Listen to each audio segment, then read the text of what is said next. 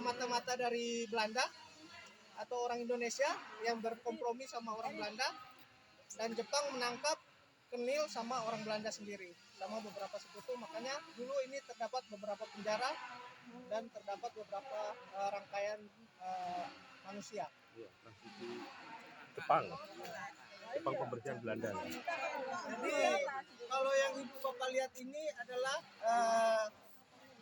bagian dari gedung yang belum sempat berdiri, yang belum sempat bangun.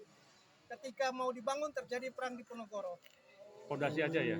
Hanya terjadi fondasi. Jadi seluruh gedung ini merupakan cerminan atau bentuk dari beberapa bangunan yang dimana gedung ini cerminan dari gedung yang di belakang. Ini nanti jadinya? Ya, yang paling utara Pak. Yang paling utara nanti kita lewati. Nah, gedung yang ini dulu digunakan sebagai gedung perkantoran dari namanya Jenderal Johannes van den Bosch, atau kita namanya Van den Bosch. Namanya itu Van den Bosch, Johannes van den Bosch. Dulu itu sumur ya? Ya, dulu ini terdapat 2 sumur digunakan sebagai tempat air, karena benteng itu, setiap benteng namanya benteng itu terdapat beberapa titik sumur, karena dulu ambil airnya cukup jauh. Makanya di mana ada benteng pasti ada sumur yang terdekat di bangunan itu sendiri. Makanya terdapat ada beberapa sumur. Pak Van den Bosch kok milih tempat ini mungkin apa karena pertemuan Kali Madiun dengan Bengawan Solo ya? Pertemuan nama ditempatkan di sini karena letaknya strategis. Karena di belakang sana ada Sungai Bengawan Solo, di sebelah sisi timur ada Sungai Madiun. Pertemuan antara 2 sungai yang dinamakan Sempurai ya kalau nggak salah ya. Sempurai. Ya. Nah, ketika benteng ini dibangun, benteng ini dulu sebagai benteng logistik. Jadi tempat penampungan semua bahan baku yang diambil dari bangsa Indonesia, diambil dari bangsa Indonesia sendiri, warga Indonesia, ditampungnya di sini. Ditampung di sini untuk jadi bahan logistik dan diangkut ke Batavia atau kita kenal sekarang namanya Jakarta. Nah, diangkutnya melalui sisi sungai atau air, mereka ke Batavia langsung. Jadi seperti itu jalan ceritanya. Ya.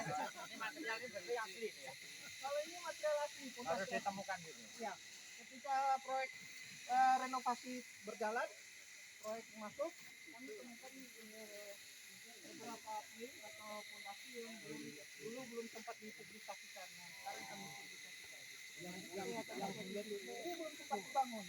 Nomor satu lagi. Ya, ini ada sumur 4. Jadi 1, 2, 3, 4. Ini pendemnya karena apa? Karena hujan, banjir, atau gunung meletus? Ini belum sempat dibangun, Pak. Kalau yang ini. Nama benteng pendem itu karena dikelilingi tanggul. Nggak kelihatan dari sisi luar. Karena sungai itu ya. Jadi kalau dari sisi strategis ya benteng. Dari sisi kota kita lihat sini ini paling tinggi. Jadi kalau ketika masuk di dalam benteng jadi rendah karena ketutup tanggul. Jadi orang berprasangka itu ini lebih rendah, padahal ini lebih tinggi. Nggak ada bangunan gitu ya? Geografisnya. Tapi nggak ada bangunan di bawah tanah ya? Kalau bangunan kami kemarin screening ada, cuman kami tidak publikasikan karena lumayan dalam. Istilahnya di bawah tanggul ya, di bawah tanggul. Kalau untuk yang Bapak lihat parit itu dulu sumber airnya itu tentu bertanya-tanya sumber air dari mana? Sumber air itu dari Gunung Lawu. Jadi Belanda itu membuat suatu terowongan yang disuplai dari Gunung Lawu, diantar ke sini, disuplai ke sini. Tapi terowongan itu karena sudah ratusan tahun, sudah berabad-abad, makanya sekarang tertutup.